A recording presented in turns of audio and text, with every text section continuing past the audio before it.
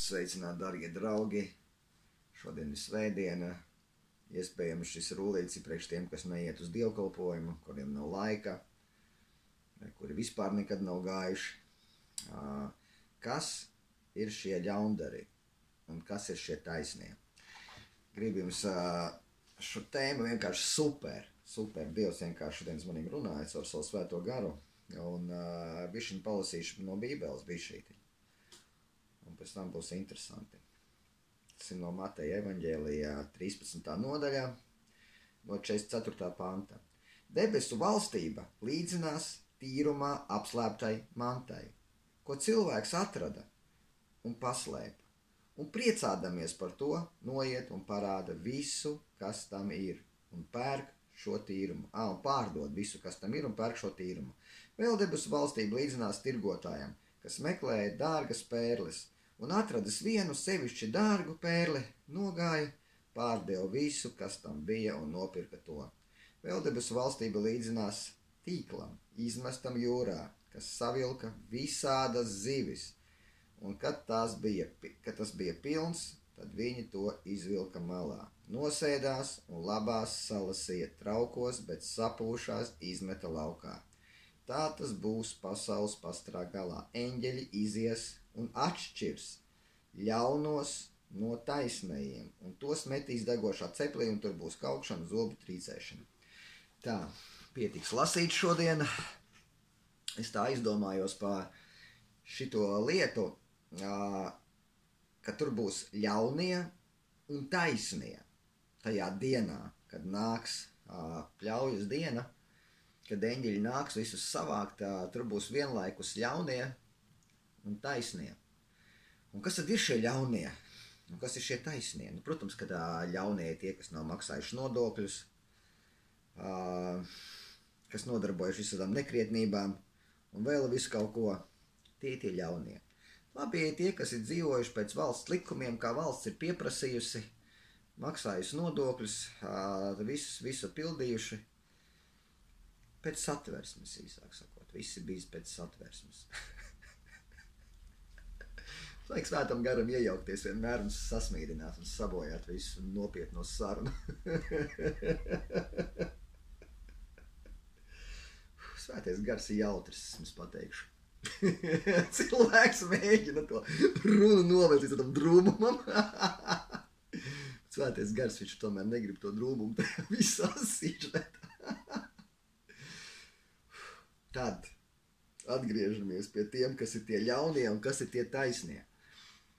Principā jāsaprot viena lieta, ka Dievs visu radīja brīnišķīgi, bet atnāca velns, pievīla Ievu, Ādamu, un gala rezultātā visa šī sēkla cilvēces, ko Dievs radīja, viņa visa bija ļauna. Jebkurš cilvēks, kas dzima Ievai, viņš bija jau ļauns, jo šī ļaunā nepaklausība jau viņa bija aizskāruši, šī sēkla bija samaitāta un viņa bija ļauna jau. Un tāpēc visa cilvēce ir ļauna. Visa. Maksātu nodokļus vai nemaksātu, dzīvo pēc satversmes vai nedzīvo, visa viņa ir ļauna. Visa, pilnīgi visa. Tāpēc Dievs šo situāciju bezcerīgo gribēja mainīt. Tāpēc Viņš sūtīja savu dēlu. Tas pats, kas viņš pats. Viņš nonāca uz šo zemi, mira pa mūsu grēkiem, 3. dienā cēlās augšā no mirušajiem, lai mūs attaisnotu. Lai jebkurš, pilnīgi jebkurš, kas notic šim Dieva brīnišķīgiem plānam, Kristum, ko Dievs ir sūtījis Kristu, un pieņem viņu savā sirdī un saka, Jēzus ienāc manā sirdī, esi mans kungs, esi mans glābējs. Tu automātiski no ļaundara transformējies par taisno. Vēl neatkarīgi no tā, ko tu dari. Vai tu maksā nodokļus, vai tu dzīvo pēc satversmes, vai nedzīvo, īsāk sakot, tu esi attaisnots, pateicoties Kristus upurim, jo Kristus upuris tevi dara taisnu. Un tāpēc, kad eņģeļi nāks tajā dienā un visus šņorēs, savāks, Tā notiks tā kā tur tie zvejnieki. Viņi savāca zivis, bija daļas sapūšas. Viņi tās sapūšās met ārā, labās uz debesu valstību, uz mājām, ēst, uzcept, labās sapūšās ārā. Tāpēc jebkurš tajā dienā, kurš nebūs atzinis Jēzu par savu kungu un glābēju, viņš būs tas ļaunais. Neskatoties uz to, ka viņš ir dzīvojis pēc satversmes, maksājis nodokļus, viņš būs ļaunais, sapuvušais, jo viņš nebija noticējis Dievam, un līdz ar to Dievu bija saucis par meli. Tā Bībele saka, ka viņi nav noticējuši Dievam, Dievi ir apsūdzējuši, ka Dievs ir melis, ka tā Dievs noteikti izdarīt nevarēja, kad Jēzus atnācis zandelēs, tas ir muļķības, lai mūs izglābtu. Jā, varbūt priekš kāda tās ir muļķības, bet tas mūsu miljārdiem cilvēku ir darījis taisnus caur Jēzus Kristus upuri, un nav vairs nekas vajadzīgs, nav. Ja tu esi atzinis Jēzus kā savu kungu un glābēju, pateicoties viņam, ko viņš ir izdarījis, tu esi taisns, un tu esi taisnais, un tāpēc tajā dienā tu dosies uz mājām, bet kāds tiks izmests ārā. Neskatoties, ka viņš dzīvojas pēc satversmes, maksājis nodokļus, varbūt pats strādājis parlamentā, neskatoties par to, ja viņa kungs nebūs Kristus, viņš skaitās ļaundaris, vienlīdzīgi puveklis, sapūsi zivs, ļaundaris, kas neieiet debesu valstībā. Un tāpēc šo lietu var mainīt. Ja tu jūti, ka tavs gars atsaucās tam, ko es tagad saku, un ka tev ir ticība, ka tev ticība atsaucās tam, ka tā tas varētu būt, ko es saku, tad mēs varam tagad lūgt, lai Jēzus Kristus ienāk tavā sirdī un kļūst par tavu kungu un glābēju. Un ja tu esi ar mieru, tad, dārgais draugs, vienkārši aiztaisi acis, ja arī tu esi mašīnā pie stūras, tas jokojos. Vienkārši netaisi acis, vai taisi, vienalga īsāk sakot. Un lūdzam šo lūkšanu. Es aiztaisīšu acis, man labāk patīk ar acīm ciet. Halleluja. Un vienkārši atkārto man līdzi. Mīļais Jēzu, es tev ticu, ka tu esi Dieva plāns priekš mums. Un es lūdzu tevi, ienāc manā sirdī un kļūsti par manu kungu un glābēju. Āmen. Un kad tu to esi izdarījis, tu esi automātiski taisns, tagad jau automātiski. Atkarīgi ir, vai tava dzīve būs jautra vai garlaicīga, tas ir tagad pārstrā no tevis paša. Jo svētais gars tev noteikti aicinās uz kaut kurienu, uz kaut kādu veidu darbību. Ja tu viņam sekosi līdzi, tev būs jautri. Ja tu buksēsi, tad tev nebūs jautri. Būs garlaicīgi, būs rutīna, īsāk sakot.